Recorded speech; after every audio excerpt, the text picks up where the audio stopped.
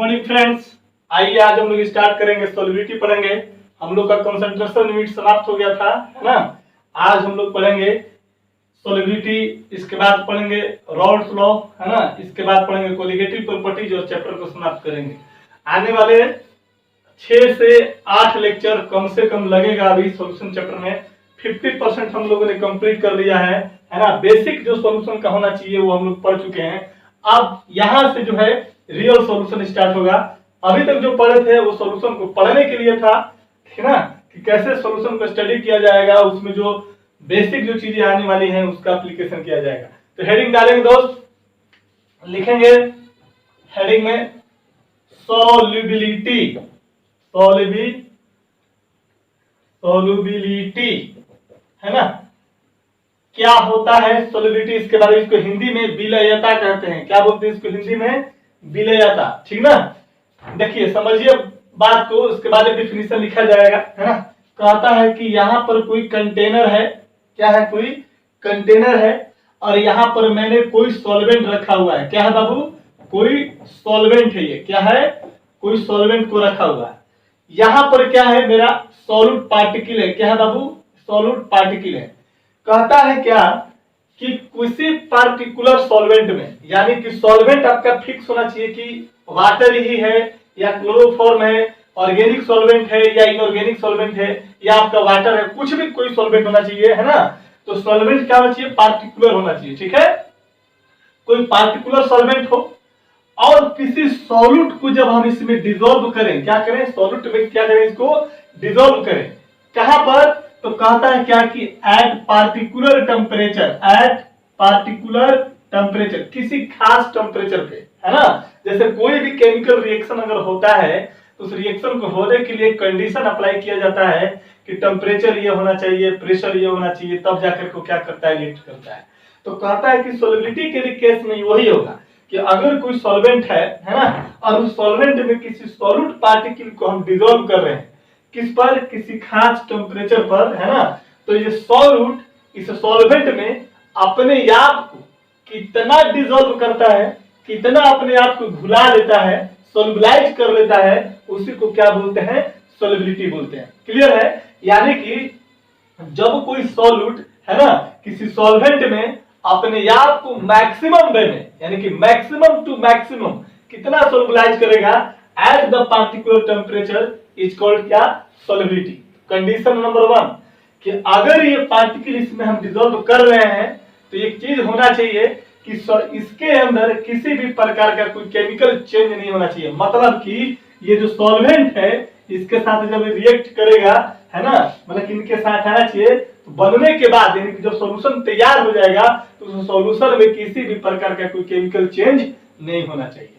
आएगा समझ में? तो ये कंडीशन हो गया कि ये इसमें जाकर के अपने आप को मैक्सिमम से मैक्सिमम में डिसॉल्व कर ले eight particular temperature in a particular solvent is called क्या? सॉल्युबिलिटी। अब दिमाग में एक बात आएगा कि सर ये जाकर के इसमें डिसॉल्व होता कैसे है। तो आपको मैंने बताया था कि सॉल्यूशन क्या होता है? होमोजीनियस मिक्सचर होता है, बताया था ना। होमोजीनियस मिक्सचर का मतलब क्या होता है कि अगर ये मान लो कि मेरे पास सॉलिड सॉल्यूट है, क्या है? सॉलिड सॉल्यूट, यानी कि सॉल्यूट जो है सॉलिड स्टेट में है और ये जो सॉल्वेंट है कैसा है बाबू? लिक्विड स्टेट में है। कैसा है? लिक्विड स्टेट में है। क्लियर है? तो ये जो सॉलिड है ये लिक्विड है और अगर ये देखा जाए कि मिलने से पहले, डिसॉल्व होने से पहले, इसमें डालने से पहले, इसमें घुलने से पहले ये सॉलिड स्टेट में है, इसका प्रॉपर्टीज कुछ और होगा।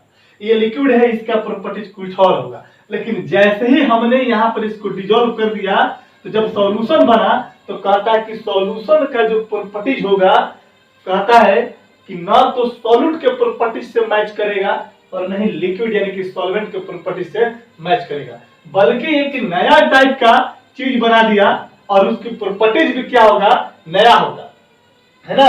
और वैसा प्रॉपर्टीज नया होगा, है ना, मतलब कि जो प्रॉपर्टीज बनेगा या जो सॉल्यूशन तैयार हुआ, जो नया सब्सटेंस जो तैयार हुआ, कहता है क्या कि इसमें इस सॉल्यूट का, इस लिक्विड का यानी कि सॉल्वेंट का, है ना, कहीं पर भी जाओगे, इस रीजन में जाओगे, इस रीजन में जाओगे, इस रीजन में जाओगे, इस रीजन में जाओगे, इस रीजन में जाओगे, तो उनका कंपोजिशन और उनके प्रॉपर्टीज क्या होंगे? बिल्कुल एक समान होंगे। तो उसी को बोला गया था क्या बाबू, होमोजीनियस मिक्सचर बोला जाता है। सॉल्युबिलिटी में भी जब सॉल्यूशन तैयार हो गया, जब सॉल्यूट पार्टिकल लिक्विड सॉल्वेंट में जब अच्छी तरह से डिजोल्व हो जाएगा, तो सॉल्यूशन बनने के बाद अब उसमें किसी भी प्रकार का कोई केमिकल चेंज नहीं होना चाहिए, ये कंडीशंस है। ऐसा नहीं कि ये पार्टिकल इसमें डिजोल्व कर गया और यहाँ पर डिजोल्व करने के बाद जब सॉल्यूशन तैयार हुआ अब सॉल्यूशन कोई केमिकल चेंज कर दे तो वो गलत बात हो जाएगी, तब उसको सॉल्युबिलिटी हम लोग नहीं बोलेंगे। हाँ, दूसरी चीज, एक और क्वेश्चन कि सर ये पार्टिकल जो है ये हमारे सॉल्वेंट में जब आता है, सॉल्वेंट में आता है तो आखिर ये कैसे सोलुबलाइज कर जाता है। पानी है यहाँ पर, है ना, हमने यहाँ पर चीनी रख दिया, चीनी को मिला दिया, कुछ देर के बाद देखेंगे कि पानी चीनी बिल्कुल एक जैसा हो जाता है, दोनों में अंतर नहीं डिफ्रेंशिएट करते हैं, तो आखिर क्या होता क्या है। ठेठ भाषा में बोल देंगे कि सर चीनी जो है पानी में घुल गया। कैसे घुला कि ये हमारे जो सॉल्यूट है और ये हमारे जो सॉल्वेंट है, ये सॉल्यूट और सॉल्वेंट के बीच में एक प्रकार का इंटरेक्शन होता है। क्या होता है, एक प्रकार का इंटरेक्शन होता है। जब तक ये दोनों पार्टिकल मतलब कि सॉल्यूट और सॉल्वेंट आपस में केमिकली रिएक्ट नहीं करेगा तब तक ये हमारा चीज इसमें जाकर के सोलुबलाइज होगा नहीं, है ना। वाटर मॉलिक्यूल है, शुगर है मेरे पास प्लस वाटर है, इसका मतलब कि C12H22O11 प्लस H2, इनके बीच में केमिकल रिएक्शन जब तक नहीं होगा तब तक ये शुगर इसमें सॉल्यूट नहीं करेगा, मतलब सोलुबलाइज नहीं करेगा। तब यहाँ पर मतलब क्या बोलते हैं, घुल नहीं सकता है, मतलब कह सकते हैं ना कि जैसे चीनी को डाला पानी में शरबत बन गया। अगर उन दोनों के बीच में जब तक केमिकल बॉन्ड नहीं फॉर्म करेंगे, पुराने बंधन जब तक नहीं टूटेंगे, है ना, फिर तब तक नए बॉन्ड का फॉर्मेशन नहीं होगा। यानी कि सॉल्यूट में और सॉल्वेंट में रिएक्शन होना जरूरी है। रिएक्शन बोलने का मतलब है कि वो एक दूसरे के बीच में क्या करेगा, इंटरेक्शन होना चाहिए, फोर्स ऑपरेट होना चाहिए, है ना। उसी फोर्स की मदद से क्या करता है कि सॉल्यूट लिक्विड में क्या कर देता है, डिजोल्व कर जाता है। ये कैपेबिलिटी सॉल्यूट का भी है और ये कैपेबिलिटी सॉल्वेंट का ही। ऐसा नहीं है कि सिर्फ सॉल्यूट रिएक्ट करना चाहता है और सॉल्वेंट रिएक्ट नहीं करना चाहता, ऐसा भी नहीं कि ये बेचैन है बेचारे इसके साथ रिएक्शन करने के लिए और ये जो बेचारा रिएक्ट ही नहीं करना चाह रहा है ना, मतलब एक तरफा प्यार वाली बात हो जाएगी, हो जाएगा ना। ये प्यार करता है सॉल्वेंट से और सॉल्वेंट इससे प्यार ही नहीं करता, तो कुछ रिजल्ट मिलेगा क्या, नहीं मिलेगा रिजल्ट। सेम चीज यहाँ पर भी है, जब तक इन दोनों के बीच में केमिकल रिएक्शन नहीं होगा, इंटरेक्शन नहीं होगा, तब तक समझ लीजिए कि तब तक आपको ये चीज आकर के सोलुबलाइज नहीं होगा। तो क्या होगा सोलुबिलिटी का डिफिनीशन डियर, सोलुबिलिटी का डिफिनीशन ये होगा कि किसी खास टेम्परेचर पर किसी सॉल्वेंट में जब कोई सॉल्यूट अपने आप को मैक्सिमम से मैक्सिमम वे में डिसॉल्व कर लेता है और डिसॉल्व करने के बाद जो सॉल्यूशन बनाएगा, ये सॉल्यूशन कैसा कहलाएगा, सैचुरेटेड सॉल्यूशन। कैसा कहलाएगा बाबू, सैचुरेटेड सॉल्यूशन। ये भी बात बोलना बहुत जरूरी है। अब सैचुरेटेड का मतलब क्या होता है हम थोड़ा देर में डिस्कस करेंगे। वैसे 9th क्लास में पढ़े रहिएगा आप लोग कि जैसे मान लो कि यहाँ पर हम लोगों ने क्या किया कि कोई सॉल्यूशन तैयार कर दिया और इस सॉल्यूशन को बोल दिया मैंने कि ये सॉल्यूशन सैचुरेटेड सॉल्यूशन है। सैचुरेटेड सॉल्यूशन बोलने का मतलब है कि अब जो सॉल्यूशन तैयार हो गया, अब हम बाहर से कोई दूसरा सॉल्यूट को, यानी कि no more extra solute is dissolve in saturated solution, यानी कि जो पहले से जो तैयार सॉल्यूशन है और उसमें फिर से हम सॉल्यूट ऐड करना चाहते हैं, अगर वो सॉल्यूट डिसॉल्व ना करे तब जाकर इस सॉल्यूशन को क्या बोलेंगे, सैचुरेटेड सॉल्यूशन। मतलब कि ये सैचुरेट कर गया, अब इसमें कोई दूसरा सॉल्यूट या जो सॉल्यूट मिलाए थे वो भी सॉल्यूट जो क्या करेगा इसमें डिसॉल्व नहीं कर पाएगा, है ना। तो उसको बोलते हैं क्या, सैचुरेटेड सॉल्यूशन। यानी कि सोलबिलिटी का मतलब ये हो गया कि किसी सॉल्वेंट में कोई सॉल्यूट पार्टिकल किसी खास टेम्परेचर पर अपने आप को डिसॉल्व कर ले और डिसॉल्व करने के बाद एक सैचुरेटेड सॉल्यूशन का यदि फॉर्मेशन करता है, उसी को क्या बोलते हैं बाबू, सोलबिलिटी बोलते हैं। क्लियर है, कोई दिक्कत नहीं है। चलिए डिफिनीशन लिखते हैं।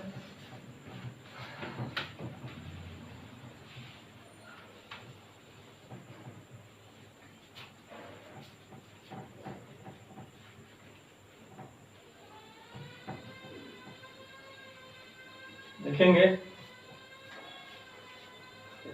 it is the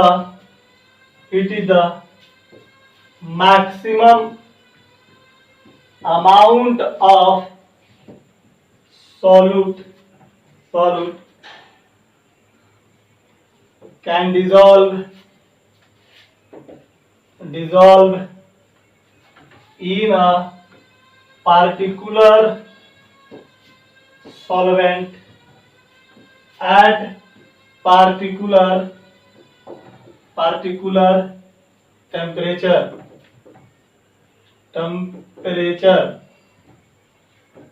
to form saturated solution is called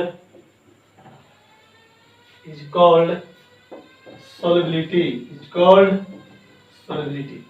I muscle में कोई क्वेश्चन पूछ देगा कि सर ऐसा क्यों होता है, तो लिखेंगे the solubility is occurs due to the interaction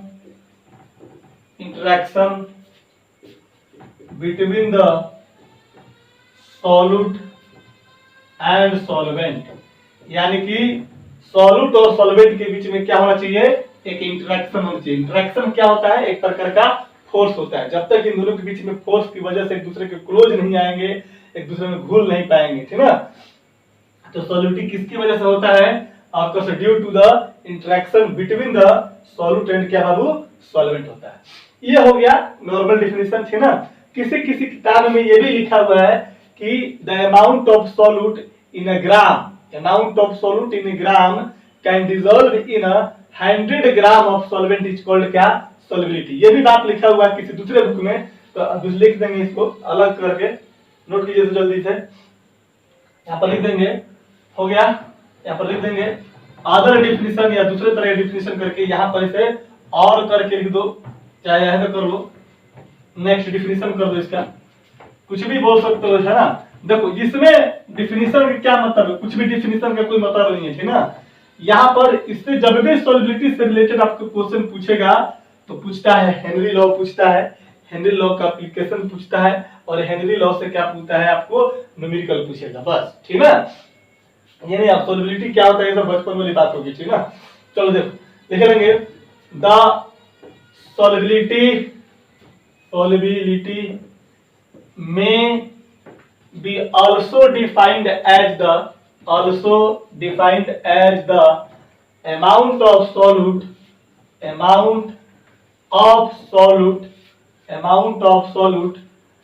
in gram dissolve। Solute का अमाउंट किस में होना चाहिए, ग्राम में होना चाहिए, ग्राम, amount of solute in gram dissolve in 100 gram of solvent is called solubility। कहीं कहीं बुक में ये भी बात को लिखा 100 ग्राम सॉल्वेंट में, या कितना में, 1 ग्राम नहीं, 100 ग्राम सॉल्वेंट में अगर कोई सॉल्यूट डिजॉल्व होता है तो उसको भी क्या करते हैं, सॉल्युबिलिटी बोलते हैं। जल बिल्कुल सॉल्युबिलिटी 100 ग्राम ऑफ सॉल्वेंट, ऐसे कर दे, और बात जोड़ दो, थोड़ा और स्टैंडर्ड हो जाएगा, एट पार्टिकुलर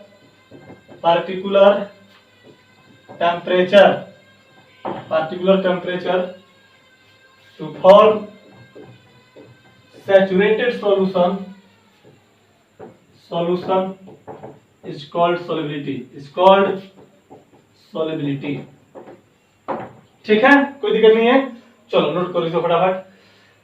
तो दोनों में से कोई डिफिनेशन याद कर सकते हैं, ये भी डिफिनेशन है सॉल्युबिलिटी का, और जो पहला लिखा है तो भी डिफिनेशन है, और दूसरा लाइन जो था वो काउच था कि क्यों डिसॉल्व करेगा, क्योंकि उन दोनों के बीच में क्या है, इंटरेक्शन हो रहा है, ठीक है। चलिए लिखेंगे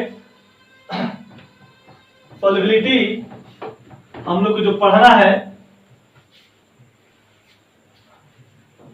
लिखेंगे जो सॉल्युबिलिटी हम लोग को जो पढ़ना है, लिखना है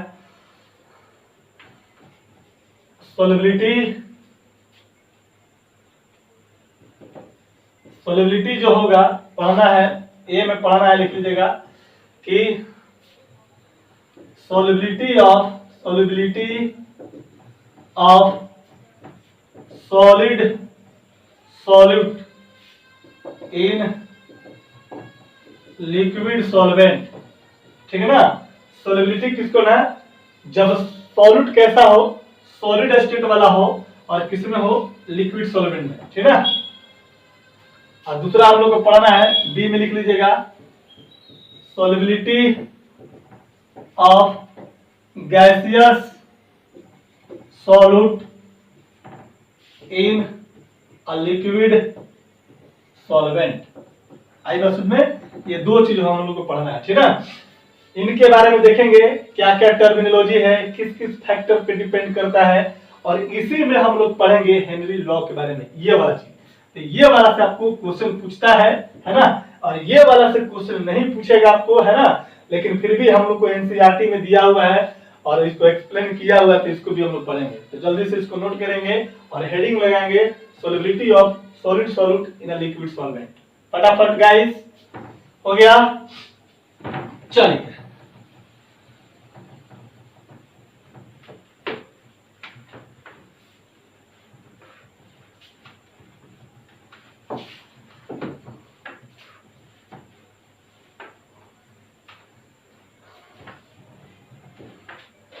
लिखेंगे, हेडिंग दीजिएगा ए में, solubility of solid solute in liquid solvent. सबसे पहले, है ना, थोड़ा सा टर्मिनोलॉजी देखेंगे हम लोग, है ना। इसमें बस यही रखना है कि इसमें जो सॉल्यूशन बनेगा वो सॉल्यूशन कैसा होगा, आपको सॉलिड सॉल्यूट होगा प्लस लिक्विड क्या होगा बाबू, सॉल्वेंट होगा। याद रखिएगा, है ना, कि जो हम लोग ये जो पढ़ने वाले हैं जो सॉल्यूशन, उस सॉल्यूशन में हमारा क्या होगा, सॉलिड क्या होगा, सॉलिड होगा, और सॉल्वेंट कैसा होगा, लिक्विड होगा। आपको बताया था कि किसी भी सॉल्यूशन में सॉल्यूट की मात्रा कम होती है ना, और सॉल्वेंट की मात्रा क्या होती है, ज्यादा होती है। सॉल्वेंट का जो फिजिकल स्टेट होता है वही डिटरमाइन करता है कि सॉल्यूशन का फिजिकल स्टेट क्या होगा। आपको पता होना चाहिए कि सॉल्वेंट कैसा है मेरा, लिक्विड है, और सॉल्यूट कैसा है मेरा, सॉलिड है। ये लेसर क्वांटिटी में प्रेजेंट होगा, ये लार्जर क्वांटिटी में प्रेजेंट होगा, और जो लार्जर क्वांटिटी में प्रेजेंट होता है वही प्रोवाइड करता है कि सॉल्यूशन का फिजिकल स्टेट कैसा है। दैट इज, जो सॉल्यूशन होगा कैसा होगा बाबू, लिक्विड सॉल्यूशन होगा। क्यों लिक्विड, क्योंकि सॉल्वेंट का फिजिकल स्टेट क्या है, लिक्विड है। ऐसा क्यों, क्योंकि सॉल्वेंट का अमाउंट ज्यादा होता है किसके रिस्पेक्ट में, सॉल्यूट के रिस्पेक्ट में। क्लियर है गाइस, चलिए इसमें हम लोग कुछ टर्मिनोलॉजी देखेंगे, लिखेंगे सम टर्म देखेंगे, टर्मिनोलॉजी देखिएगा, कुछ टर्म है, स्टार देख के लिखिएगा, नंबर देने की जरूरत नहीं है। डिसोल्यूशन क्या करते हैं, डिसोल्यूशन क्या होता है, हम लोग बार बार बोलते हैं ना कि सॉल्यूट डिसॉल्व कर गया लिक्विड में, तो डिसॉल्व का मतलब क्या, डिसोल्यूशन। ठीक है ना, क्या होता है डिसोल्यूशन, जरा देखो, यहां पे मान ले सपोज दैट कि तेरे पास कोई लिक्विड सॉल्वेंट है, ए बी इस तरह से बना दिया, है ना, इसको हमने मान दिया ये हमारा बी है, इसका नाम सॉल्वेंट बोला मैंने, शुरू से मानते आ रहे हैं। और यहां पर क्या है कि हमने इसको क्या मान दिया, इसको ए माना। ऊपर वाला जो 3 गो पॉइंट है, 3 गो बॉल टाइप के जो है दिखा रहा है, इसको मैंने ए माना, जिसको हमने क्या बोला, सॉल्यूट बोला। तो कहता है कि अगर कोई सॉल्वेंट में अगर कोई सॉल्यूट आ रहा है ना, और ये क्या करेगा कि सॉल्वेंट के साथ अगर केमिकल बॉन्ड बना लेता है, तभी जाकर बोलेंगे कि ये जो सॉल्यूट है ये सॉल्वेंट में क्या कर गया, डिसॉल्व कर गया।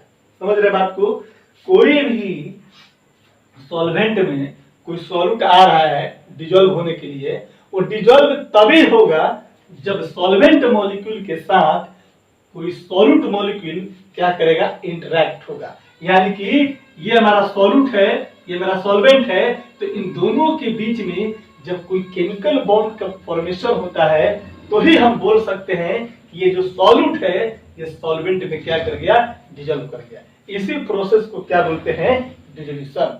The process of dissolving a solute in a solvent via the formation of chemical bond या due to the interaction between the solute और सॉल्वेंट इज कॉल्ड क्या, डिसोल्यूशन। तो ये बात है। अच्छा, दूसरा एक टर्म है पढ़ना है क्रिस्टलाइजेशन। दूसरा क्या पढ़ना है बाबू, क्रिस्टलाइजेशन। समझ लो, सब बात बाद में करते हैं हम लोग।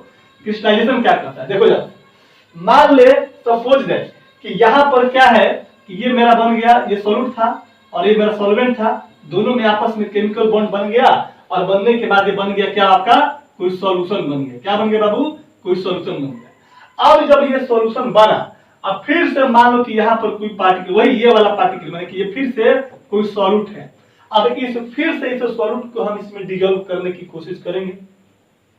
तो कहता है कि अगर ये सॉल्यूट इसमें जाने के बाद फर्दर डिसॉल्व नहीं करता, क्या करता, ये इसमें जाने के बाद पहले से सॉल्यूशन तैयार है, अब इसमें जाकर ये जब डिसॉल्व नहीं होगा, सेम सॉल्यूट हो या डिफरेंट सॉल्यूट हो, अगर ये जाकर के इसमें डिसॉल्व नहीं होता है, इसका मतलब कि ये जो सॉल्यूशन था ये सैचुरेट कर गया, यानी कि सैचुरेटेड सॉल्यूशन हो गया। और सैचुरेटेड सॉल्यूशन में बोलता है, सैचुरेटेड सॉल्यूशन का डेफिनेशन ही होता है कि वैसा सॉल्यूशन जिसमें एक्स्ट्रा सॉल्यूट डिसॉल्व नहीं कर पाए उसको बोलेंगे सैचुरेटेड सॉल्यूशन।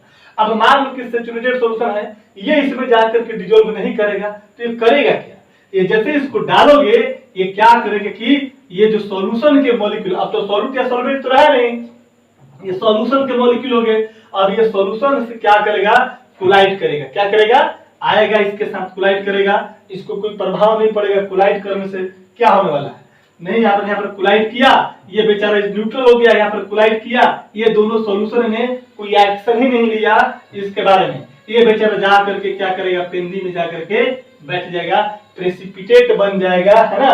बोलेंगे कि इसका क्रिस्टल का फॉर्मेशन हो गया, क्रिस्टल क्या हो गया, बन गया, ठीक है ना। आप जो है मतलब क्या एग्जांपल होता है, जैसे देखो, जैसे कि आप नॉर्मली तौर पे देखा होगा कि आप जलेबी खाते हो, जलेबी आप लोग, तो उस जलेबी में देखना कि जलेबी को छान करके क्या करता है कि चीनी का रस में डुबो देता है ना, और धीरे धीरे से निकालते रहता है, धीरे धीरे से निकालते रहता है। तो वो जो चीनी का जो सिरप जो बनाता है, जो रस जो बनाता है, तो एक प्रकार का सैचुरेटेड सॉल्यूशन हो जाता है ना। अब उस सैचुरेटेड सॉल्यूशन में अगर फिर से चीनी को जब वो डालता है तो वो चीनी घुलता नहीं है। उस चीनी को घुलाने के लिए या तो उसको फिर से क्या करना पड़ेगा, उसको टेम्परेचर देना पड़ेगा, हीट करना पड़ता है उसको, है ना। तो हीट करने से क्या होगा, जो यहाँ पर सॉल्यूशन बना है उनके बॉन्ड टूट जाएंगे, फिर सॉल्यूट और सॉल्वेंट धीरे धीरे अलग होने की कोशिश करेगा, फिर कहीं पर सॉल्यूट सॉल्वेंट मॉलिक्यूल फ्री है तो ये जाकर उसके साथ बॉन्ड बना के फिर डिसॉल्व करेगा। लेकिन जब उसको हम हीट नहीं करते हैं, जब उसको हीट हम लोग नहीं करेंगे तो ये क्या करेगा, ये तो बॉन्ड अपना बेचारा तोड़ेगा नहीं। हमने बोला था कि सॉल्यूशन जब तैयार हो गया तो इस सॉल्यूशन में किसी भी प्रकार का कोई केमिकल चेंज नहीं होना चाहिए। तो इसके बीच में तो कोई केमिकल चेंज होगा नहीं जब सॉल्यूशन तैयार है। तो अब ये बेचारा आएगा यहाँ से कोलाइड करेगा, ये तो कोशिश करेगा ना कि हम डिसॉल्व कर जाए, लेकिन ये डिसॉल्व नहीं होता है तो जा करके क्रिस्टल के फॉर्म में पेंदी में क्या करेगा, प्रेसिपिटेट के रूप में क्या करेगा, जा करके बैठ जाएगा। तो इस प्रोसेस को बोलते हैं क्रिस्टलाइजेशन। हो गया। अगर मान ले सपोज दैट कि यहाँ पर ये सैचुरेटेड नहीं होता, अनसैचुरेटेड सॉल्यूशन, तो अनसैचुरेटेड का मतलब होता है कि सॉल्यूशन तैयार है और उसमें डालें, जैसे कि यहाँ पर चीनी पानी का पहले से घोल बना दिया है ना, थोड़ा सा मीठा कम है, हमने बोला भाई मीठा कम है, थोड़ा सा और चीनी मिला, तुम थोड़ा सा और चीनी मिला दोगे, ये चीनी जाकर के इसमें डिसॉल्व कर जाएगा, डिसॉल्व कर जाएगा। तो इस प्रोसेस को बोलेंगे डिसोल्यूशन, क्योंकि ऑलरेडी सॉल्यूशन तैयार है, उसको डालने के बाद भी डिसॉल्व करेगा, तो इसको बोलेंगे क्या कि ये अनसैचुरेटेड सॉल्यूशन है, यानी कि सॉल्यूशन तैयार है उसके बाद भी किसी पार्टिकल को डालेंगे और डिसॉल्व कर जाता है, दिस इज कॉल्ड अनसैचुरेटेड। यहाँ पर क्या था, सैचुरेटेड था। तो अनसैचुरेटेड सॉल्यूशन के केस में कभी भी क्रिस्टल का फॉर्मेशन नहीं होगा, कभी भी क्रिस्टलाइजेशन आपको देखने को नहीं मिलेगा, जबकि सैचुरेटेड के केस में आपको क्रिस्टलाइजेशन देखने को मिलेगा। और एक और सॉल्यूशन है जिसका नाम है सुपर सैचुरेटेड। क्या होता है, सुपर सैचुरेटेड। सुपर सैचुरेटेड किसे बोलते हैं कि अगर कोई सैचुरेटेड सॉल्यूशन है और उसमें हमने इसको डिसॉल्व किया और ये मैंने इसको इसमें डाला और ये क्या कर रहा है कि सोलुबलाइज नहीं हो रहा, घुल नहीं रहा है, और इसको घुलाना है तो क्या करेंगे, इसको हीट करना स्टार्ट करेंगे, टेम्परेचर क्या करेंगे, बढ़ाएंगे। टेम्परेचर बढ़ाएंगे तो इनमें भी जो बॉन्ड प्रेजेंट है वो भी टूटेगा, इनमें जो बॉन्ड प्रेजेंट है कुछ वो भी टूटेंगे, तब जाके आपस में मिल जाएंगे। जैसे जलेबी का रस कम होते जाएगा, जलेबी और उसमें रस डालने पानी और मिलाएगा तो उसमें क्या करता है कि चीनी डाल देता है, थोड़ा पानी मिला देता है, उसको टेम्परेचर को क्या कर देता है, बढ़ा देता है। आई बात समझ में ना। तो वहां पर उसको बोलते हैं सुपर सैचुरेटेड, माने कि सैचुरेटेड सॉल्यूशन में किसी सॉल्यूट को डिजोल्व करवाना है, सोलुबलाइज करवाना है, तो उसके टेम्परेचर को क्या कीजिए, बढ़ाइए, है ना। तो उसको बोलते हैं सुपर सैचुरेटेड, है ना। वो सब लिखेंगे हम लोग। तो क्रिस्टलाइजेशन का मतलब समझ आ गया कि अगर कोई सॉल्यूट पार्टिकल सैचुरेटेड सॉल्यूशन में डिजोल्व नहीं करेगा तो क्या करता है, उस प्रोसेस को बोलते हैं क्रिस्टलाइजेशन, क्रिस्टल बन जाता है। ठीक है गाइस, चलिए लिख लो इसको।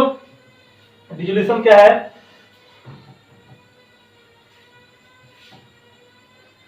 देखेंगे। When a solute can dissolve in a liquid solvent via interaction between solute and solvent is called dissolution, is called क्या, डिसोल्यूशन। आई बात समझ में, कोई दिक्कत नहीं है। देखो इसी में पॉइंट लिखना है, डिसोल्यूशन नहीं।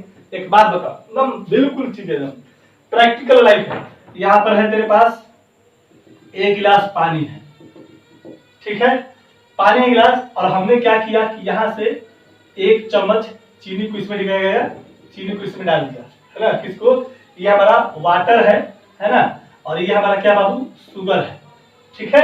और क्या किया कि हमने इसको उठाया और हमने इसको डाल दिया। समझो बात को, हमने पानी में, एक गिलास पानी में एक चम्मच चीनी को उठा करके यहाँ पर डाल दिया, और डाल करके मैं आपको तुरंत इंस्टेंटली, मैंने 2 सेकंड के अंदर मैंने डाला और मैंने आपको दे दी, दरिए सर पी लीजिए इसको। तो क्या आपको शरबत मीठा लगेगा, नहीं, सॉल्यूशन तो बन गया, सॉल्वेंट में सॉल्यूट को डाल दिया, सॉल्यूशन बन गया। अभी तुरंत डाला, आपको तुरंत, क्या आपको मीठा लगेगा शरबत, नहीं लगेगा। क्यों, आप क्या बोलोगे, अरे मीठा नहीं, को बढ़िया से पहले मिला, इसमें डाल करके चम्मच डाल करके इसको मिला। ये जो हम जो प्रोसेस करते हैं, क्या प्रोसेस करते हैं, उसको डिजोल्व करवाते हैं, डिजोल्यूट करवाते हैं, है ना। तो जब ये डिजोल्यूट कर जाएगा तो आपको क्या लगेगा, मीठा लगने लगेगा। यानी कि मीठा क्या हो गया, उसकी कॉन्सेंट्रेशन हो गई, है ना, उसकी मिठास की बढ़ गई, उसकी स्ट्रेंथ क्या बढ़ गया, और स्ट्रेंथ क्या होगा, उसका बढ़ गया। यानी कह सकते हैं कि जितना अच्छे से डिजोल्यूशन होगा उतना ही उस सॉल्यूशन का कॉन्सेंट्रेशन क्या होगा, ज्यादा होगा। कॉन्सेंट्रेशन का मतलब क्या, उसकी स्ट्रेंथ की बात होगी कि जिस चीज को मैंने डाला अगर वो डिजोल्व कर गया, अच्छे से डिजोल्व कर गया तो ऑटोमेटिकली उसकी कॉन्सेंट्रेशन बढ़ जाएगी। हमने यहाँ पर एक गिलास पानी है, चीनी को डाला और इंस्टेंटली आप ले जाकर दे दिया, आप क्या बोलोगे कि मीठा नहीं लग रहा है, लगता है तो चीनी कम है, नहीं तो बोलेगा अरे इसको थोड़ा अच्छे से मिलाओ इसको। तो अच्छे से मिलाएंगे तो सारे वाटर मोलिक्यूल और शुगर मोलिक्यूल एक दूसरे से क्या हो जाते हैं, इंटरेक्ट हो जाते हैं, है ना। इंटरेक्शन में थोड़ा टाइम लगता है। अगर कोई शरबत डाला उसको 2 मिनट 3 मिनट पहले अच्छे से मिलाता है तब आपको देगा, तब बोलोगे नहीं मीठा लग रहा है। इसका मतलब वो डिजोल्यूट कर गया, मतलब उनके बीच में इंटरेक्शन हो गया सॉल्यूट और सॉल्वेंट मॉलिक्यूल में। अगर इंटरेक्शन नहीं होता, ये डिसॉल्व नहीं होता, है ना, तो हम बोलेंगे उसकी कॉन्सेंट्रेशन कम, डिसोल्यूट कर गया, मीठा ज्यादा लगने लगा, बोलेंगे उसकी कॉन्सेंट्रेशन क्या होगी। लिख लेंगे नेक्स्ट पॉइंट पर करके कि on dissolution of solute in a liquid solvent, the concentration of solution get increases। याद रखिएगा, increases, ठीक है। चलिए एक टर्म हो गया डिसोल्यूशन का, जल्दी कीजिए, बता दें, चलो देखो।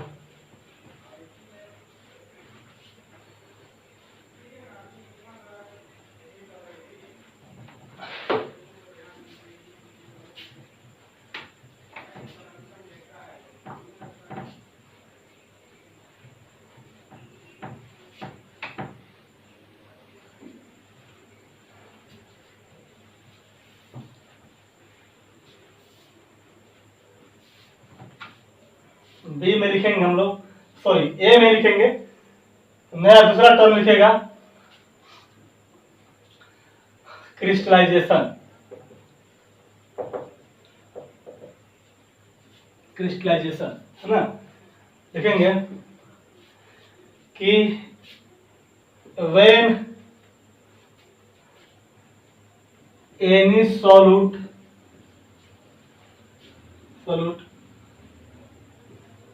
does not dissolve in a saturated solution,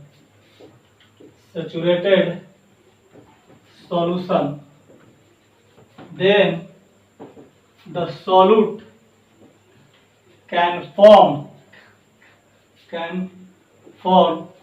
crystal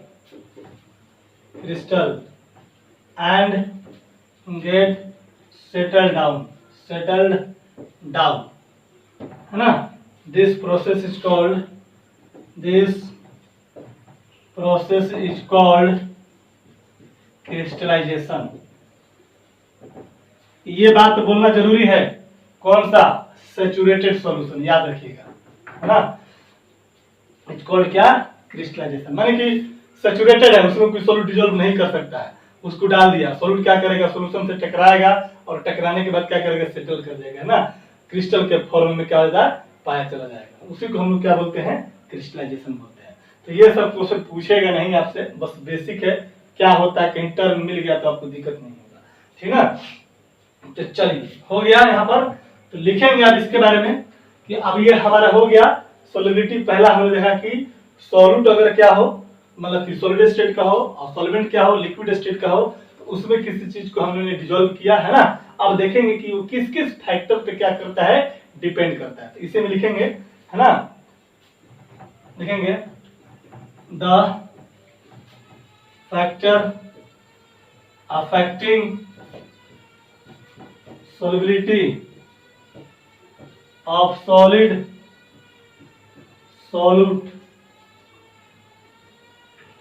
in liquid solvent।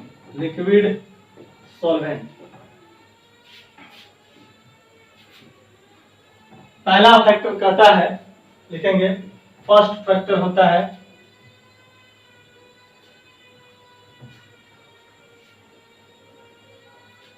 Temperature. क्या लिखेंगे बाबू, टेम्परेचर। क्या होता है टेम्परेचर, है ना, मेन चीज है, बहुत बढ़िया है ठीक पॉइंट, कि टेम्परेचर पे कैसे जो होता है डिपेंड करेगा सॉल्यूट अगर लिक्विड सॉल्वेंट में डिसॉल्व करता है कि नहीं करता है, या उसकी सॉल्युबिलिटी को बढ़ाना है, तो टेम्परेचर का क्या रोल है, ये चीज देखेंगे हम लोग। ऊपर से मिटा दें, चलिए तो इसको देखो,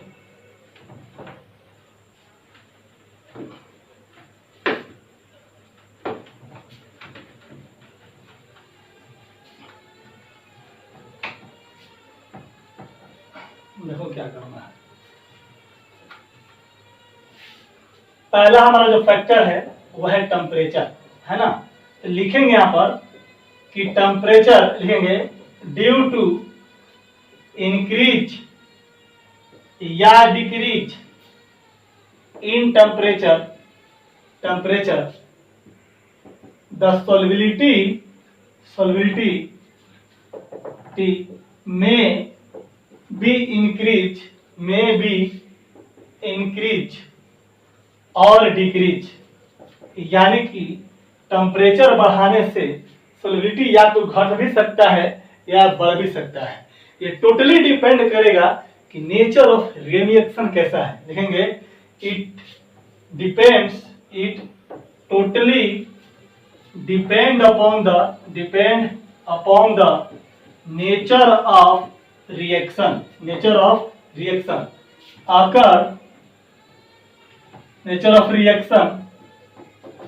occurs between the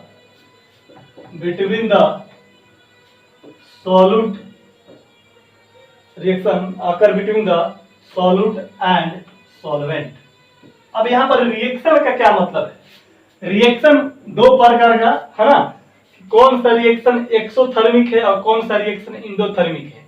एक्सो का मतलब बाहर निकलना वैसा केमिकल रिएक्शन जिसके दौरान हीट एनर्जी बाहर निकलेगा, है ना, उसको बोलेंगे एक्सोथर्मिक। जो रिएक्शन इंडोथर्मिक उसको बोलेंगे जिस दौरान हम लोग क्या करेंगे, रिएक्शन कराने के लिए क्या करेंगे बाबू, टेम्परेचर देंगे यानी हीट देंगे।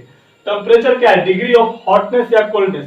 अगर हीट कर रहे हैं इसका मतलब टेम्परेचर बढ़ रहा है, किसी चीज को आप गर्म कर रहे हो इसका मतलब टेम्परेचर उसके बढ़ रहा है, और किसी को ठंडा कर रहे हो टेम्परेचर गिर रहा है। तो रिएक्शन के नेचर पे डिपेंड करना मतलब क्या है कि रिएक्शन कैसा है, एक्सोथर्मिक है कि आपका इंडोथर्मिक है। तो कहता क्या है कि आप 11th क्लास में पढ़े होइएगा, है ना, इंडोथर्मिक एक्सोथर्मिक के बारे में मैं थोड़ा बहुत बताया हूं, और आपको वहां पर सरफेस केमिस्ट्री में भी थोड़ा बहुत आइडिया दिया हूं। यहाँ पर लिखिएगा कि नेचर ऑफ रिएक्शन, ये आपको दो प्रकार का होगा, है ना। यहाँ पर मैं करता हूं, दो प्रकार के नेचर ऑफ रिएक्शन स्टडी करेंगे। एक रिएक्शन को बोलेंगे exothermic reaction, exothermic reaction, reaction को शॉर्ट में लिखा है RK के पावर n, है ना, एक्सोथर्मिक रिएक्शन। और एक्सोथर्मिक रिएक्शन का मतलब क्या होता है, हीट रिलीज करेगा। क्या करेगा बाबू, हीट रिलीज करेगा। हीट रिलीज कब करेगा, तो उस प्रोसेस को बोलते हैं एक्सोथर्मिक, और इसका पहचान क्या है, डेल्टा H का वैल्यू कैसा होगा बाबू, निगेटिव हो जाएगा। आइए समझ में। दूसरा होता है इंडोथर्मिक रिएक्शन। क्या होता है, इंडोथर्मिक रिएक्शन होता है, रिएक्शन देखो, एक्सो का मतलब होता है बाहर, इंडो का मतलब होता है अंदर, ई का मतलब होता है यहाँ पर एक्सो एग्जिस्ट, इंडो का मतलब क्या होता है इन, इनसाइड अंदर में, यानी कि वैसा रिएक्शन जिसको होने के लिए आपको हीट देना पड़ेगा, that is called endothermic reaction. वैसा रिएक्शन जिसको होने के लिए, जिसको प्रोसीड करने के लिए आपको हीट देना पड़ेगा, उसको बोलेंगे इंडोथर्मिक। वैसा केमिकल रिएक्शन जो रिएक्शन हुआ और उसके दौरान हीट बाहर निकल जाए।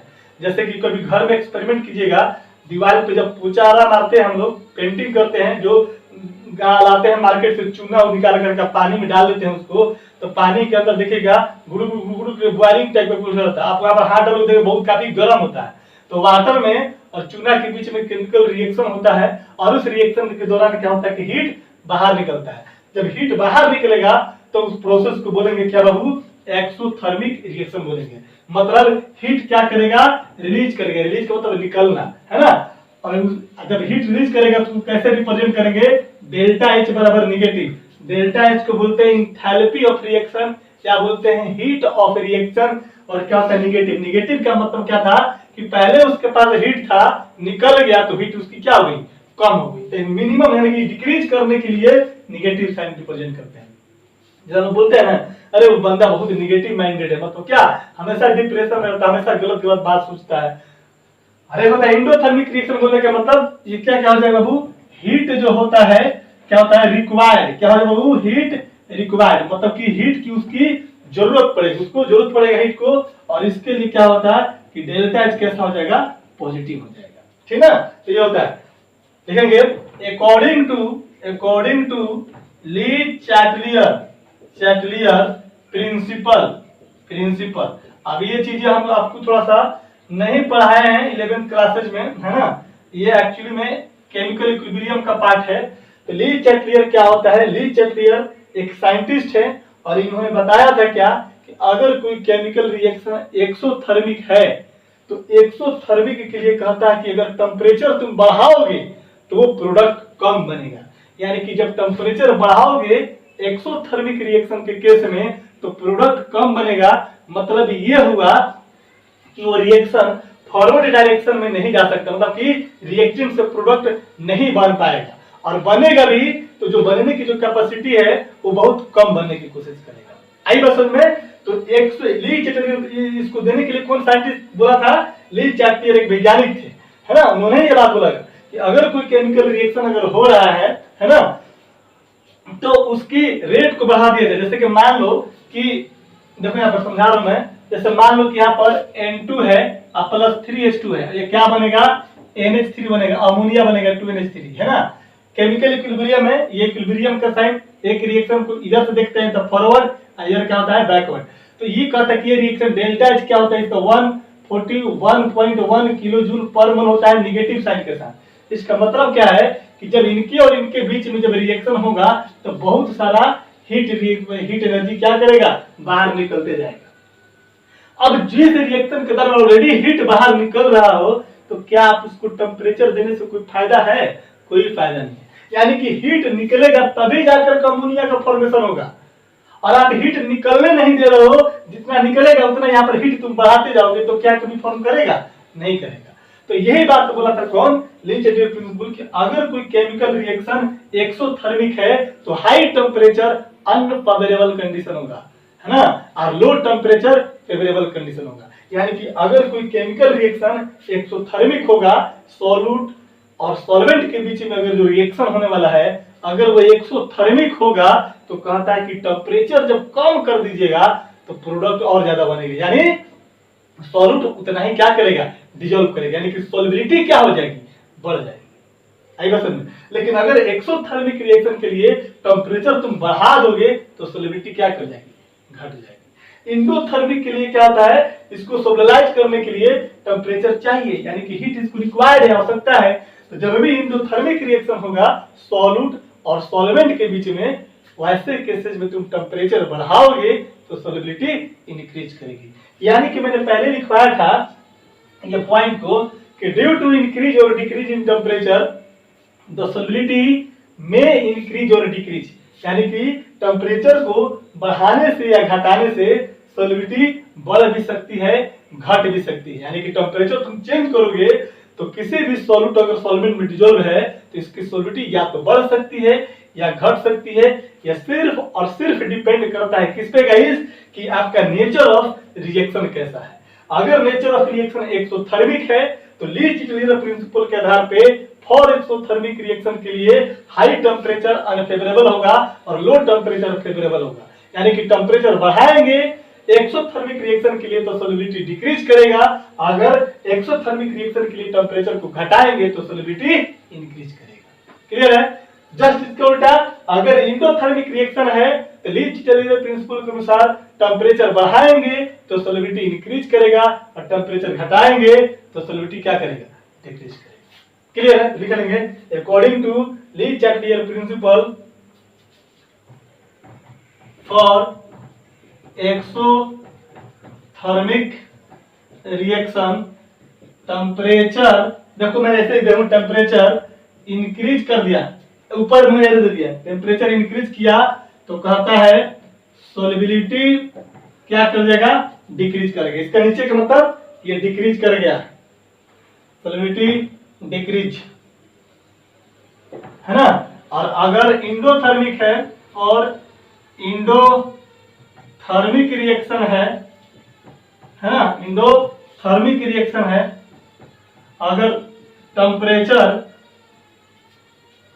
अगर यहां पर और लिखो एक बार, फॉर एक्सोथर्मिक टेम्परेचर इंक्रीज किया सॉल्युबिलिटी डिक्रीज करेगा। अगर कोई बोलेगा कि टेम्परेचर को हम घटा देंगे, नीचे में टेम्परेचर डिक्रीज करेंगे तो बोलिएगा कि सॉल्युबिलिटी क्या कर जाएगा? इंक्रीज कर जाएगा। यहाँ पर इसको हम लोग नीचे दिखा देंगे और इसको हम लोग ऊपर दिखा देंगे, ठीक है ना।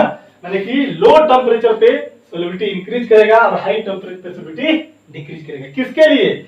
एक्सोथर्मिक के लिए। क्यों? सब प्रिंसिपल के अनुसार, लीच-एडियर प्रिंसिपल के अनुसार, है ना। क्या होता है लीच-एडियर प्रिंसिपल, डिटेल वहां पर पढ़ना है ना। तो यहाँ पर हम अभी नहीं डिस्कस करेंगे, टाइम मिलेगा तो पढ़ा देंगे, कोई दिक्कत नहीं है, टेंशन मत दीजिए आप लोग, है ना। अभी बस इतना रखिए कि लीच-एडियर एक साइंटिस्ट है, उसने बोला था कि अगर एक्सोथर्मिक रिएक्शन है तो एक्सोथर्मिक के लिए टेम्परेचर हाई करेंगे तो प्रोडक्ट कम बनेगा, यानी कि यहाँ पर सॉल्युबिलिटी डिक्रीज कर जाएगा। अगर लो टेम्परेचर कर देंगे तो सॉल्युबिलिटी इंक्रीज कर जाएगा। चलो नोट को जल्दी से हो गया।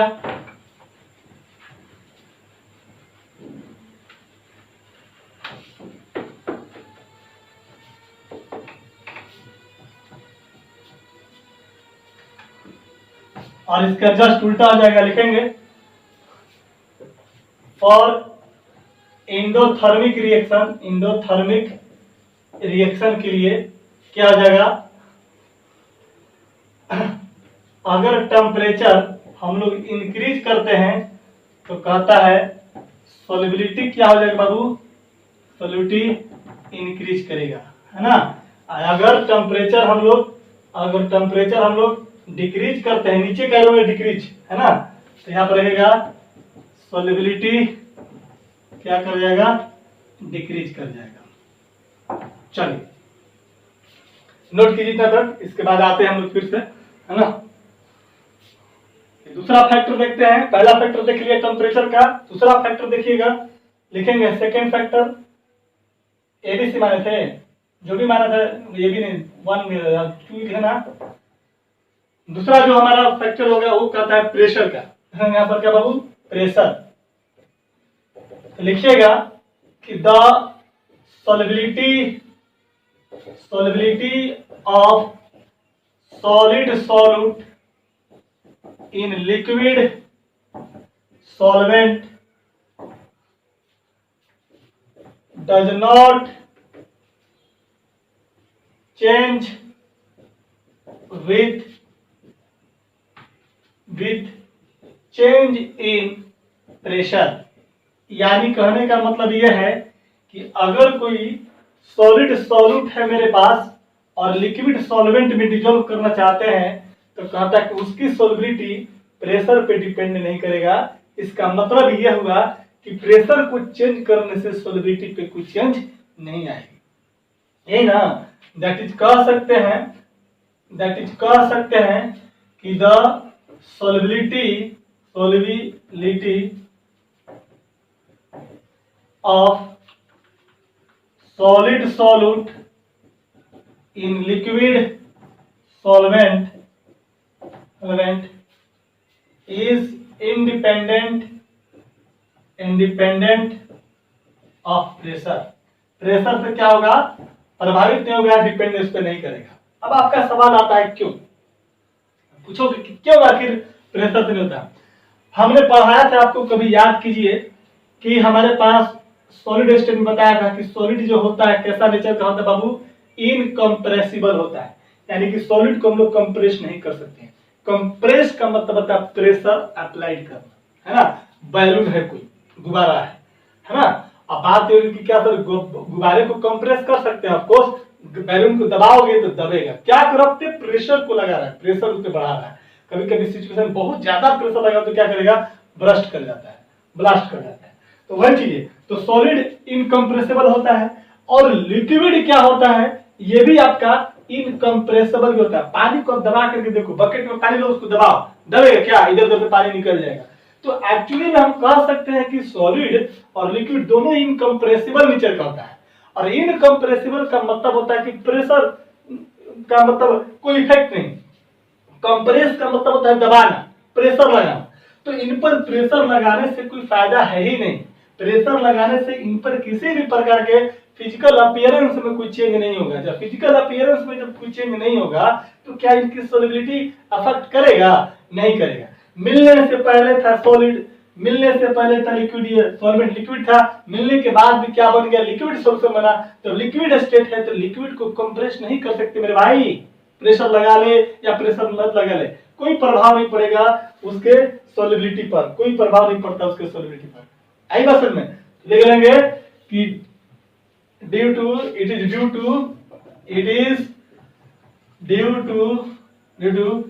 incompressible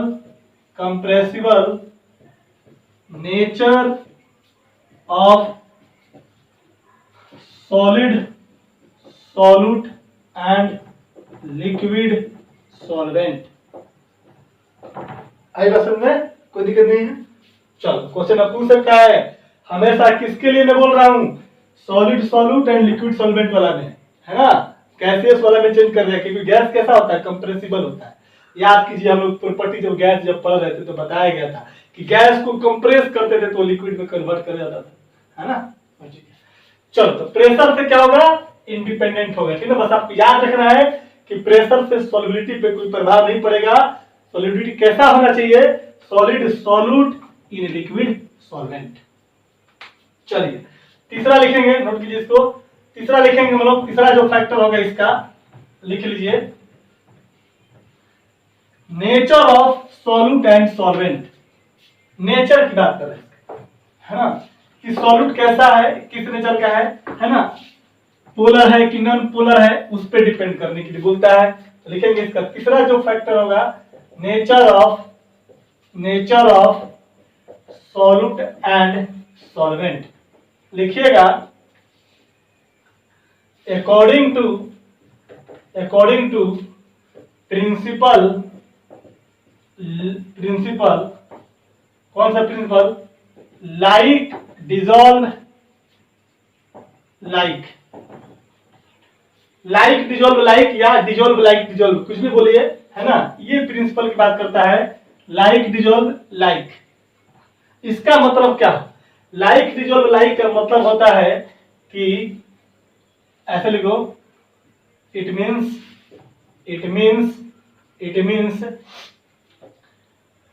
दैट पोलर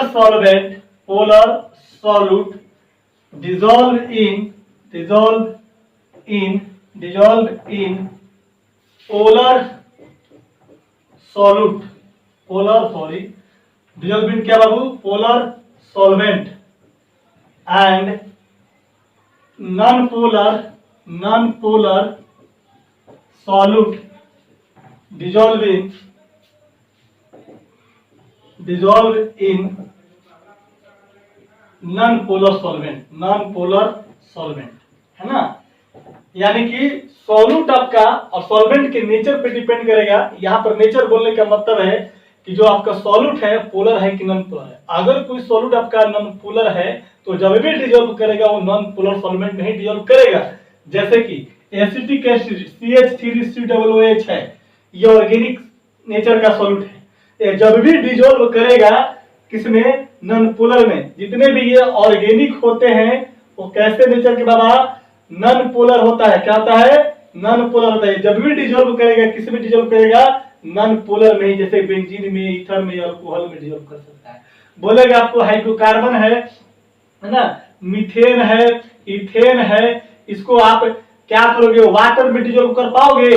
ये डिजोल्व नहीं करेगा। क्यों? क्योंकि ये ऑर्गेनिक है, ये नॉन पोलर है, और वाटर कैसा है? पोलर है, तो ये कभी भी इसमें डिजोल्व नहीं करेगा। अगर ये मीथेन है, इथेन है या कुछ भी है, ये जब भी डिजोल्व करेगा कोई ऑर्गेनिक सॉल्वेंट में डिजोल्व करेगा, यानी कि कोई नॉन पोलर में ही डिजोल्व करेगा। जैसे कि आपको बेंजीन हो गया, ईथर हो गया, अल्कोहल हो गया, क्लोरोफॉर्म हो गया, इसी सब में क्या करेगा? वो डिजोल्व हो गया। तो डिजोल्व लाइक डिजोल्व का मतलब यही होता है कि अगर सॉल्यूट पोलर है ना, तो सॉल्वेंट पोलर में डिजोल्व करेगा। अगर सॉल्यूट नॉन पोलर है तो नॉन पोलर सॉल्वेंट में डिजोल्व करेगा। तो वही लिखा हूं कि according to principle like dissolve like, it means क्या होता है? It means that polar solute dissolve in polar solvent and non polar solute dissolve in क्या? Non polar solvent. आई बात समझ में? चलिए, तो याद रखना है, इस चीज को हमेशा ध्यान रखिएगा, है ना। जैसे देख लो, जैसे एग्जाम्पल के तौर पे अगर मान ले तेरे पास सपोज है कि यहाँ पर H2O है ना, क्या है? H2O है, और यहाँ पर क्या बन गया? SO3 है। तो ये आपस में डिजोल्व कर जाएगा और क्या बन जाएगा? H2SO4 बना जाएगा। आई बात समझ में? अगर तेरे पास मान लो कि CO2 है और H2O है, ये क्या बना देगा? H2CO3 बना देगा। यानी कि ये सब क्या है बाबा? है ना दोस्तों, वाटर क्या पोलर है, ये दोनों क्या है? पोलर है ना। रियली करने जैसे CO2 क्या होता है? नॉन पोलर होता है, इसका डाइपोल मोमेंट 0 होता है। तो यहाँ पर नॉन पोलर का मतलब ये नहीं समझना है इसको, ये थोड़ा सा एक्सेप्शनल केस है। ये क्या करे? इसके साथ रिएक्ट कर जाएगा, तो क्या करेगा? ये डिजोल्व कर जाएगा। आई बस में, तो हमेशा ध्यान रखना है नॉन पोलर को किस में डिजोल्व करना है? नॉन पोलर में। और पोलर किस में डिजोल्व करेगा? पोलर में। बहुत सारा एग्जाम्पल है ना, बहुत सारे एग्जाम्पल है ना। जैसे हमने जैसे कोई भी, जैसे शुगर है, जैसे देख लो यहाँ पर, अब तुम बोलोगे कि सर यहाँ पर शुगर है और प्लस यहाँ पर वाटर है, तो शुगर सर C12H22O11 है ना। तो तुम बोलोगे कि सर ये तो भाई ऑर्गेनिक हो गया, और ये आपका नॉन पोलर है, ये आपका क्या है? पोलर है। तो ये इसमें डिजोल्व करता है। तो कुछ कुछ चीजें आपको एक्सेप्शनल मिलेगा, ठीक है ना। तो बस आप याद रखिएगा, ज्यादा नहीं करना है। लिखो यहाँ पर कि nature of solute and solvent में, है ना, क्या बोलेंगे? डिजोल्व लाइक डिजोल्व, मतलब कि पोलर पोलर में डिजोल्व करेगा, नॉन पोलर में डिजोल्व करेगा, ठीक है ना। चलिए, ये हो गया आपका 3 फैक्टर हो गया। याद रखना है कि प्रेशर से इंडिपेंडेंट होता है, टेम्परेचर पे डिपेंड करेगा। एक्सोथर्मिक तो टेम्परेचर कम करेंगे तो सॉल्युबिलिटी बढ़ेगा, इंडोथर्मिक टेम्परेचर को बढ़ाएंगे तो सॉल्युबिलिटी बढ़ेगा, ठीक है ना। प्रेशर से इंडिपेंडेंट और nature of solute and solvent पे डिपेंड करेगा। अगर कोई पोलर सॉल्यूट है तो पोलर सॉल्यूट है तो पोलर सॉल्वेंट में डिसॉल्व करेगा, अगर कोई नॉन पोलर सॉल्यूट है तो नॉन पोलर सॉल्वेंट में डिसॉल्व करेगा। चलिए अब इसी में हम लोग थोड़ा सा लिख लेते हैं। ओ माय गॉड, लिखे थे कि नहीं लिखे थे इसको? चलो नहीं लिखा हुआ तो कोई दिक्कत नहीं, देख लेना अपना। यार कभी कभी मिस कर जाता है बोलना, है ना। चल देख, हम लिखेंगे इसी में, ऐसे कर देना स्टार दे करके, on the basis of solubility solution जो होगा, ये सब 9th-10th का चीज है, ठीक है ना, पढ़ने की जरूरत नहीं है, याद दिला दूं। सॉल्यूशन होगा 3 प्रकार का। एक यहाँ पर कर देना पहला सैचुरेटेड सॉल्यूशन, दूसरा कर लेना अनसैचुरेटेड सॉल्यूशन, और तीसरा लिख देना सुपर सैचुरेटेड सॉल्यूशन। बस ज्यादा नहीं लिखेंगे। No more extra solute can dissolve in solution is called saturated solution. वैसा सॉल्यूशन जो तैयार कर दिए सॉल्यूशन, अब उसमें हम कोई सॉल्यूट को डालते हैं और वो अगर सॉल्यूट डिसॉल्व नहीं करे तो उस सॉल्यूशन को क्या बोलेंगे हम लोग? सैचुरेटेड सॉल्यूशन बोलेंगे। अनसैचुरेटेड सॉल्यूशन क्या बोलेंगे कि द सॉल्यूशन इन विच मोर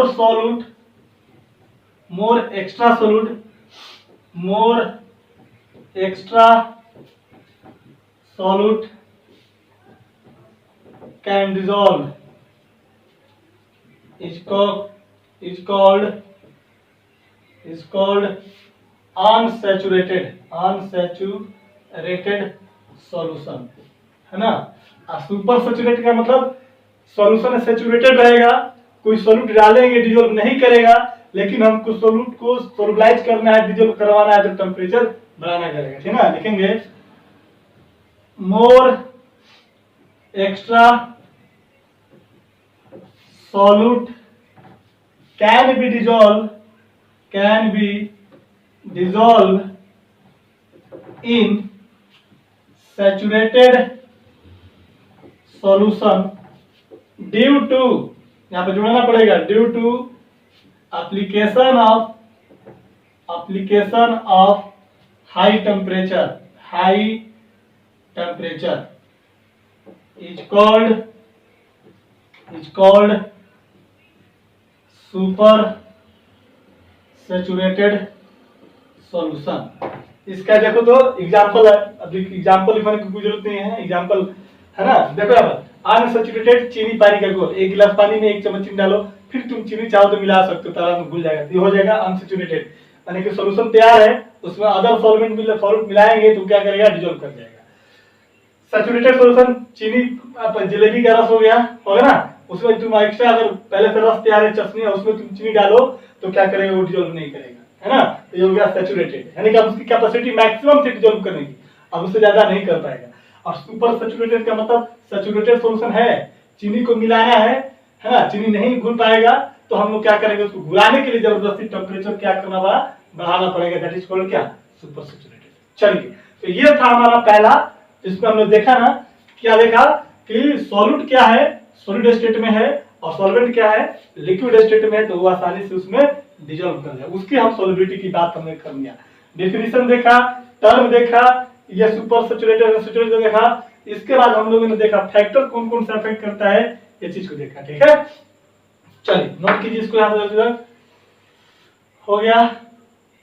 चलिए बात करेंगे अब हम लोग दूसरा, बी में पढ़ेंगे सॉल्युबिलिटी ऑफ, कौन सा बात करेंगे अब हम लोग?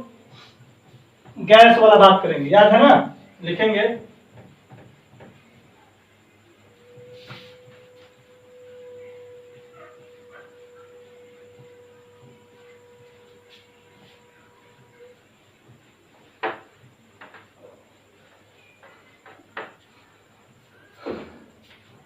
लिखेंगे बी में कीजिएगा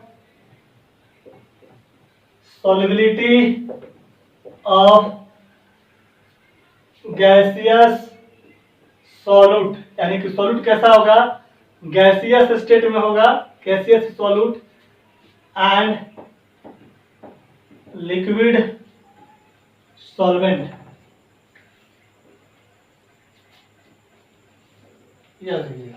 हम क्या कर रहे हैं, solubility of gaseous solute and liquid solvent की बात कर रहे हैं ना, यानी कि सॉल्यूट कैसा होगा, यानी याद रखना कि जो सॉल्यूशन है इसमें सॉल्यूट है और प्लस क्या बाबू सॉल्वेंट है ना, याद रखना।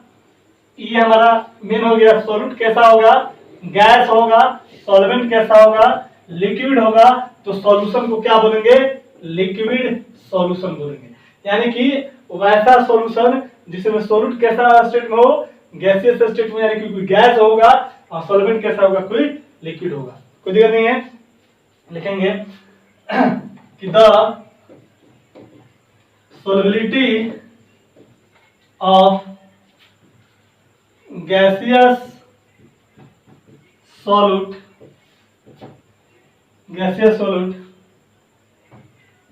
in liquid solvent depend upon the following factor। क्या करेगा, बहुत सारे फैक्टर पे डिपेंड करेगा। इसमें पहला फैक्टर होगा, अब समझाने की जरूरत है, सब समझ गए, nature of solute and solvent. The same चीज फॉलो डिजॉल्व लाइक डिजॉल्व या लाइक डिजॉल्व लाइक, कुछ भी बोल सकते हैं, है ना। फॉलो डिजॉल्व लाइक डिजॉल्व, यहाँ पर वही बात हो जाएगी कि पोलर में डिपेंड करेगा, नॉन पोलर में डिपेंड करेगा, ठीक ना। लेकिन हम लोग यहाँ पर देखिए मेरा सॉल्यूट क्या है, गैसियस है, तो गैसियस को डिजॉल्व करना है, तो यहाँ पर लिखेंगे, यहाँ पर इसके बाद लिखेगा इसमें कि those type of gas which react with water, then the gases are dissolved, यानी कि सोल्यूबलाइज करेगा, यानी कि वैसा गैस जो क्या करे, वाटर के साथ रिएक्शन कर जाए तो क्या करेगा, डिजोल्व कर देगा। जैसे एग्जांपल NH3 है और प्लस वाटर में मिला देंगे तो क्या बन जाएगा, NH4 बन जाएगा, NH4OH बनेगा, तो ये क्या करेगा, पानी में डिजोल्व कर जाएगा। आई बात समझे ना। NH3 क्या है आपका, अमोनिया क्या है, एक प्रकार के बाबू गैस है, ठीक है ना। तो इस तरीके से बातें होंगी, है ना। जल्दी करो, देखेंगे नेक्स्ट, इसी में इस तरह पॉइंट दे करके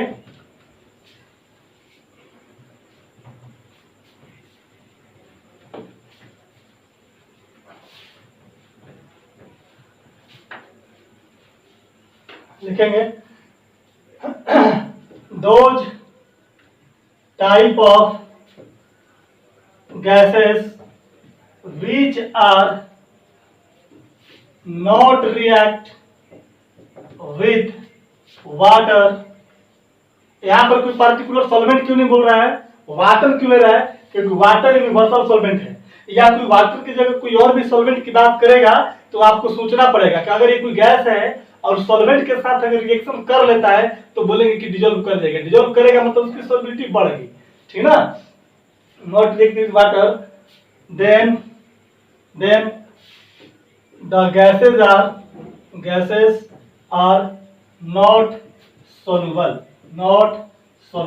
एग्जाम्पल हीलियम गैस हो गया, N2 गैस हो गया, है ना, H2 गैस हो गया, ये क्या करेगा, वाटर के साथ रिएक्ट नहीं करता है, तो ये क्या करेगा, सोल्युबलाइज नहीं होगा, या यूं कह सकते हैं कि वेरी लेस सोल्युबिलिटी क्या करेगा, शो करेगा। आई बात समझ में, यानी कि ओवरऑल में बोल सकता हूं स्टार्ट दे करके, gases react with water so more solubility, है ना। gases not react with water so less solubility।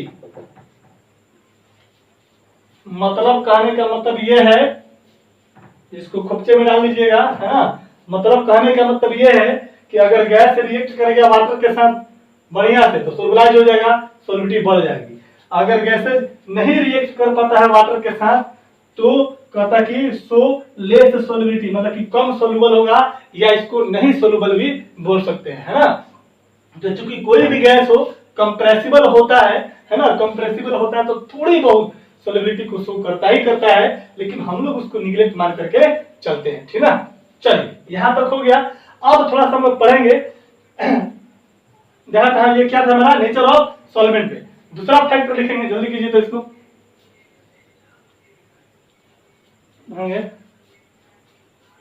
गया बाबू।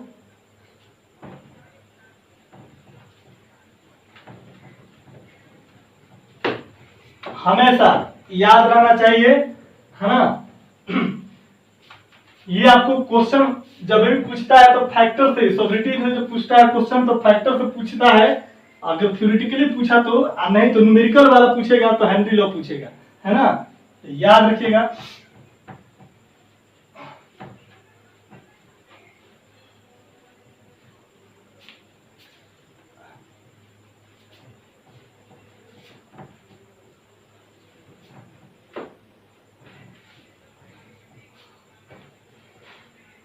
लिखेंगे दूसरा फैक्टर टेम्परेचर,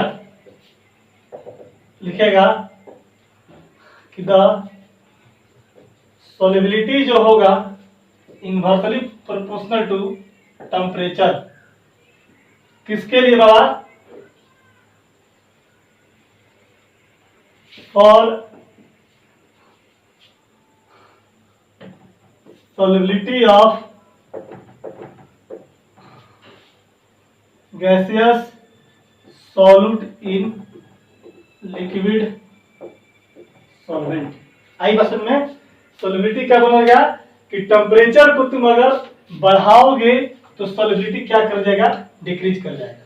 याद कीजिए हम लोगों ने पढ़ा था कि जब कोई सॉलिड सॉल्यूट हो और उसको लिक्विड सॉल्वेंट में डिपेंड करते थे तो टेम्परेचर बढ़ाने से घटाने से सोलिबिलिटी पे प्रभाव पड़ता था। सोलिबिलिटी कैन बी चेंज हो सकता था, या इधर सोलिबिलिटी डिक्रीज कर जाए या सोलिबिलिटी इंक्रीज कर जाए, ये डिपेंड करता था कि नेचर ऑफ रिएक्शन कैसा है। गैस के केस में ऐसा नहीं कहता कि सोलिबिलिटी जो होगा टेम्परेचर के इनवर्सली प्रोपोर्शनल होगा। यहाँ पर नेचर ऑफ रिएक्शन पे डिपेंड नहीं करेगा कि अगर तुम टेम्परेचर तुम बढ़ाते हो तो सोलिबिलिटी डिक्रीज कर जाएगा। किसके लिए? Gaseous solute dissolve in liquid solvent के लिए, है ना। मतलब कि हम लोग पढ़ रहे हैं कि अगर कोई सॉल्यूट हमारा गैसियस नेचर का हो, अगर उसको लिक्विड सॉल्वेंट में डिसॉल्व कर रहे हैं तो उसकी सोलिबिलिटी पर प्रभाव पड़ेगा इस तरीके से कि टेम्परेचर बढ़ाओगे तो सोलिबिलिटी डिक्रीज करेगा। अब जरा सा हम लोग थोड़ा पीछे के क्लास में चलते हैं, इस पॉइंट को हम लोग देखते हैं। प्रॉपर्टीज ऑफ गैस में मैंने पढ़ा था कि प्रॉपर्टीज में गैस में, और मैंने बोला था क्या कि यहाँ पर बहुत सारे गैसियस पार्टिकल है। क्या है? गैसियस पार्टिकल है। तो गैस कैन बी लिक्विफिएबल, गैस को हम लोग लिक्विड में उसको कन्वर्ट कर सकते थे। याद है ना क्या करते थे लिक्विड में कन्वर्ट करने के लिए? कि क्रिटिकल प्रेशर होता था और एक क्रिटिकल टेम्परेचर होता था। क्रिटिकल टेम्परेचर क्या होता है कि वो टेम्परेचर जो होना चाहिए बहुत ही कम होना चाहिए, मिनिमम टेम्परेचर होना चाहिए, मैक्सिमम टेम्परेचर नहीं। मिनिमम से मिनिमम टेम्परेचर, टेम्परेचर का जो रेंज होना चाहिए बहुत ही कम नहीं के बराबर होना चाहिए, ठीक है ना। नॉर्मली रूम टेम्परेचर मान सकते हो, है ना। तो क्या होता है कि जब हम लोग क्या करते हैं कि टेम्परेचर बहुत कम हो, इस पर हम लोग प्रेशर क्रिएट करते थे। याद कीजिए तो वैसा प्रेशर जब गैस को हम लोग जब कंप्रेस करते थे तो जिनके जैसे गैस के बीच में क्या होता है इंटरमोलिक्यूलर डिस्टेंस बहुत ज्यादा होता था, तो उसको हम लोग कंप्रेस करके उनकी इंटरमोलिक्यूलर डिस्टेंस को हम लोग क्या करते थे, कम कर देते। कम करते थे तो कैसा होता था, लिक्विड लाइक प्रॉपर्टी शो करता था, और ये आसानी से गैस क्या होता था, लिक्विड में कन्वर्ट कर लेता था। याद कीजिए P प्लस एन स्क्वायर बटा v square, V minus nv van der Waals equation पढ़े थे कि यहाँ पर ए जो था ये प्रेशर करेक्शन के इस्तेमाल में किया जाएगा, जो कि intermolecular force of attraction between the ideal gases या नॉन आइडियल गैसेज में बताया गया था, याद आ रहा है कुछ?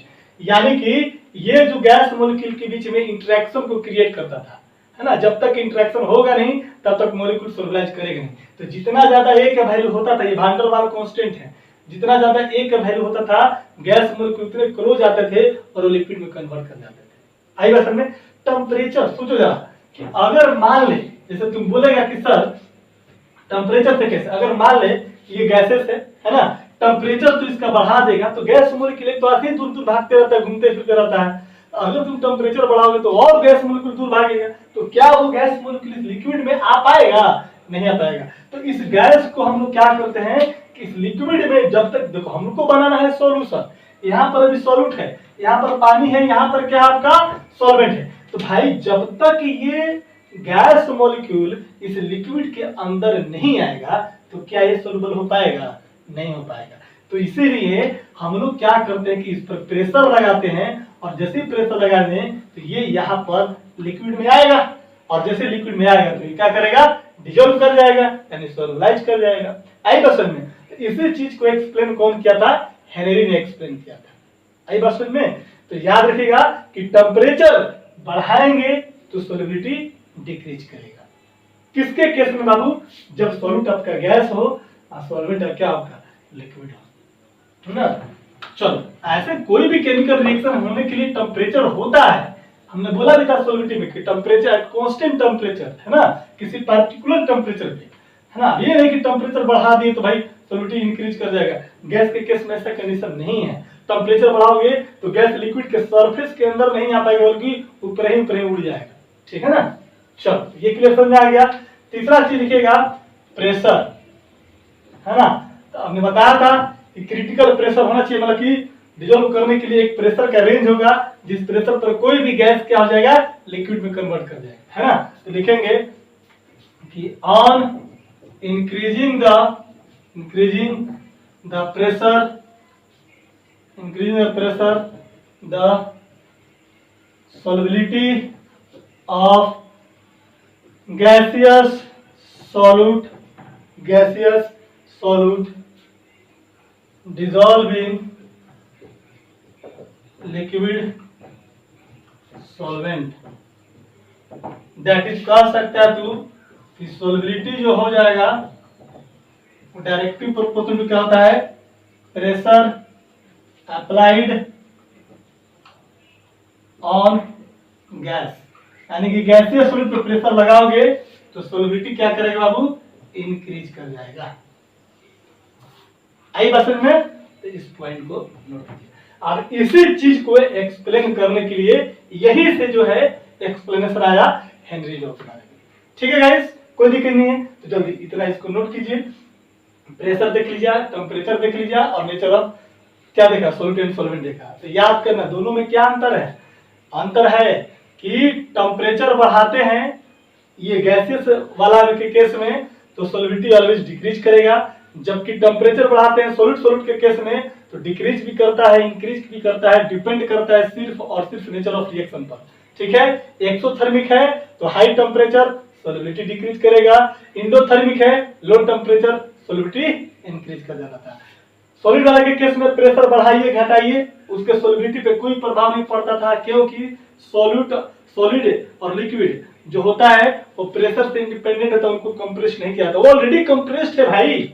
उनके गैसीय सॉलिड मॉलिक्यूल के पार्टिकल ऑलरेडी क्लोज है एक दूसरे के, ऑलरेडी कंप्रेस्ड है ना। उनके कंप्रेस कीजिए तो उस पर कोई प्रभाव पड़ने वाला नहीं है, इसलिए इसके सोलिबिलिटी पे कोई प्रभाव नहीं पड़ता। क्लियर हो गया? Nature of solute and solvent, तो डिजोल्व लाइक डिजोल्व, पोलर में डिजोल्व करेगा, नॉन पोलर में डिजोल्व करेगा। यहाँ पर गैसेज के केस में वैसे गैसेज जो कि आपको किस पर, जो कि आपको वाटर से जो रिएक्ट कर जाता है वो डिजोल्व कर जाएगा, यानी कि ज्यादा से ज्यादा सोलिबिलिटी शो करेगा, और जो वाटर के साथ रिएक्ट नहीं करेगा वो कम से कम सोलिबिलिटी को क्या करता है? शो करता है, या कह सकते हैं सोलिबिलिटी नहीं शो करेगा। आई बात समझ में? हाँ, प्रेशर के बारे में सोचना है कि प्रेशर जो होता था सॉलिड सॉल्यूट और लिक्विड सॉल्वेंट की जो सॉलिडिटी थी वो प्रेशर से इंडिपेंडेंट था, प्रेशर बढ़ाओ घटाओ कुछ नहीं था। लेकिन गैसियस वाले के केस में ऐसा कंडीशन है, प्रेशर बढ़ाओगे गैस के मॉलिक्यूल और क्लोज होंगे और क्लोज होंगे और क्लोज होंगे और जाकर के लिक्विड में आसानी से क्या हो जाएगा, डिसॉल्व कर जाएगा। ठीक है, चलिए अब इसके बाद हम लोग पढ़ेंगे क्या, हम लोग हेनरी लॉ पढ़ेंगे। नोट कीजिए इसको,